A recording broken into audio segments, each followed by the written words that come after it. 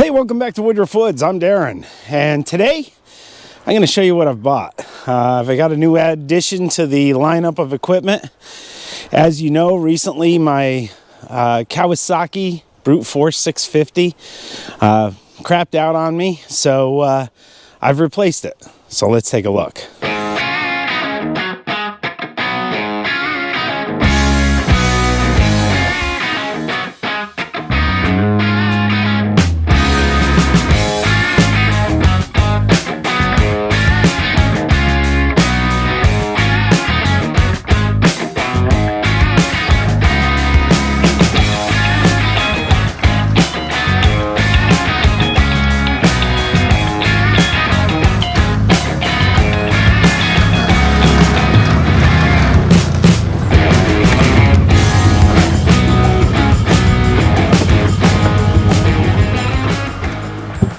So, as you can see behind me, I have purchased a 2024 Can-Am Defender Limited, and let's take a walk around it, show you a little bit about it. I did order this the way I wanted it, so you know, it was a wait. I had actually ordered it on November 4th, and I picked it up this past Wednesday. So here we go. So this is it. It is the Desert, and I think it's called like Classic Black. It comes with matching wheels, front bumper. I did add a plow which has hydraulic angle. It is lifted up and down by the winch that's already on the machine. You got a windshield wiper up there. I had mirrors put on it, and that was so that if we're running on the road, see somebody coming up behind us. Also, I find it easier to use my mirrors to back something up. It's powered by a 1000cc, which is actually 976cc Rotax motor. It's got the headache rack on it. Obviously, with what I do with firewood, I figured I'd be the one to bounce a piece of wood off the back window, and we're just not going to let that happen.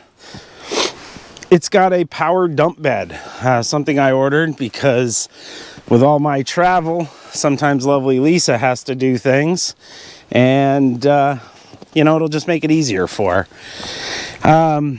The tires are 30-inch tires on it. These are stock. Pretty much everything is stock on it. And I'll get where the sun's not so bad. But as you can see, it's pretty dirty because I brought it home, and the next day we had a snowstorm, and I ended up plowing most of the neighborhood, and so it got a lot of the roads salt and grime on it, which I'll have to get that washed off, and in some future video I'll show you that. But you know, there's the HD10 motor. So we'll open the door. These have like suicide doors on them. And go inside here a little bit, show you what's inside. So inside we've got a stereo system with 4 speakers, 2 up here in the front and then 2 overhead in the back. This is the Can-Am system. It's got the windshield washer fluid, so to turn it on, maybe I can start this here and we'll just show you. And to start it, you just push it once. If you want washer fluid, you push and hold it. We have another, and I'll try to show this. I don't know if you can see that, but this mirror has a backup camera within it. Again, another addition that I did for Lisa as she's trying to hook up the splitter. I think that'll make things a lot easier for her.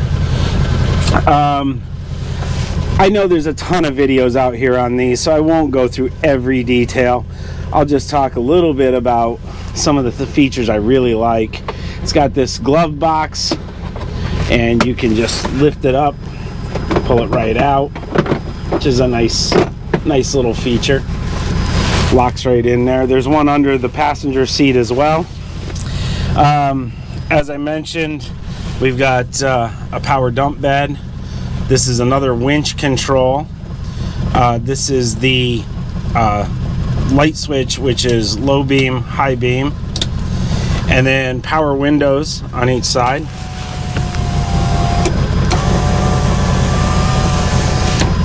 Then, you know, a lot of people complain about this dashboard that it's not high-tech enough. I like it. I like simplicity.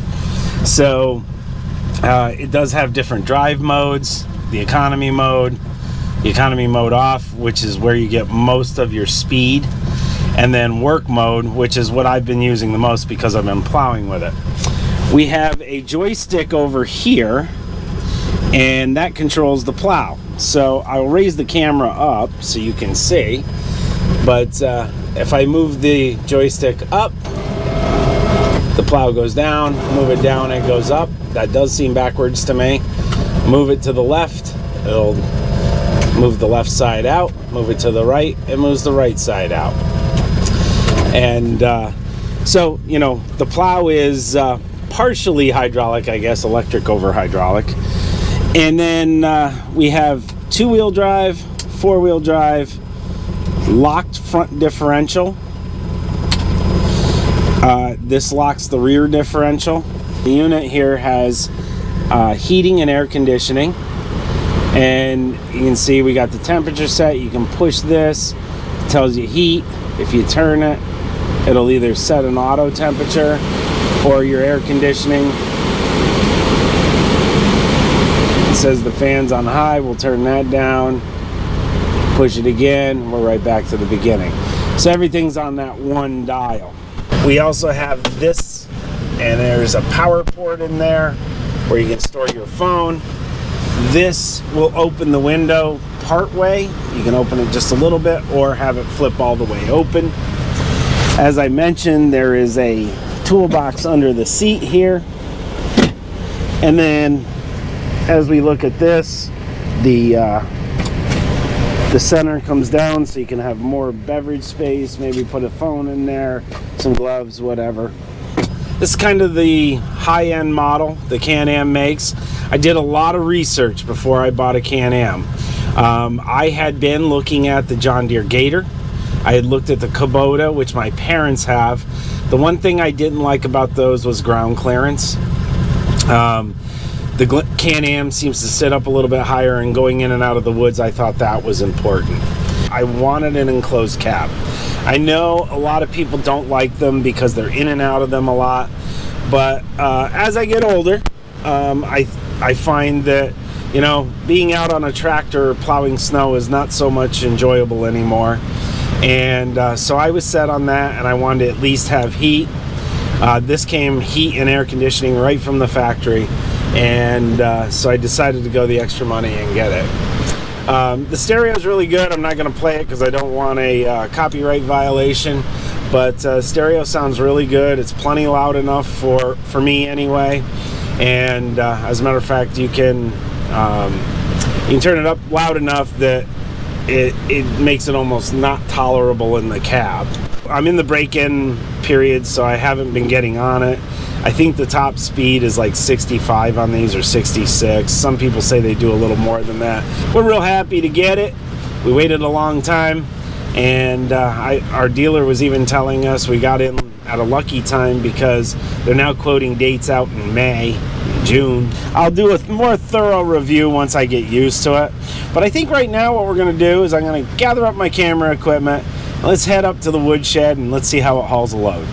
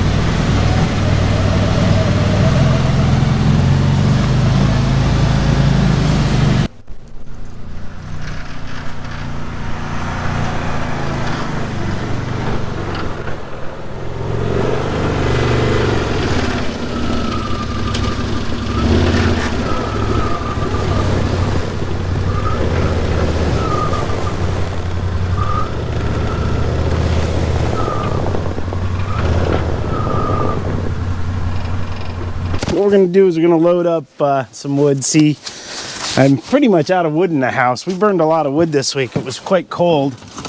So we're loading up some oak. Then we're gonna pull around front and get some hickory. And see what see what kind of hauling capacity this has. Obviously, you know, this is gonna be much nicer than doing it with the tractor and the bucket, especially when it's snowing or raining or one of those things. Glad I missed this. Glad I missed that with the chainsaw. Apparently, it looks like an old nail.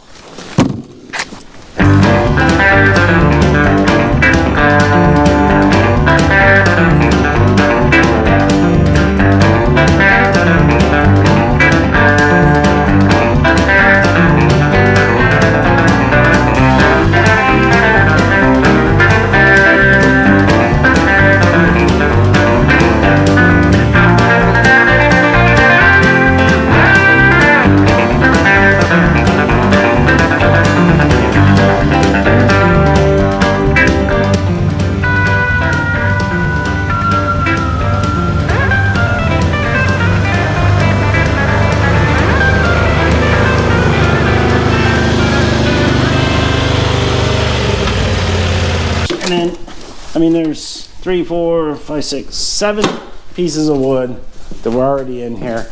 The rest is on this load. I'm gonna stack it in here. We'll see how much we have. I could have easily put more on here than what I have. So this will be a good test for me, just to see how much it hauls. So I'll get this unloaded, then I'll come back and talk about how much wood we actually got on there. Near a face cord on that load. If it was level with the top of those ends on the rack here, it would be a full face cord. So it's just shy of a full face cord. So hey, that's gonna do it for Woodruff Woods today. I hope you enjoyed the little tour of my new toy or piece of equipment, whatever you want to call it. Really enjoying it. It really works well. Very pleased with the purchase. I brought down all of my mess that I made in the garage and lit it on fire. We'll see if some more of this brush pile burns. This is the never-ending brush pile. So anyway, that's all for us, and I'll catch you on the next one.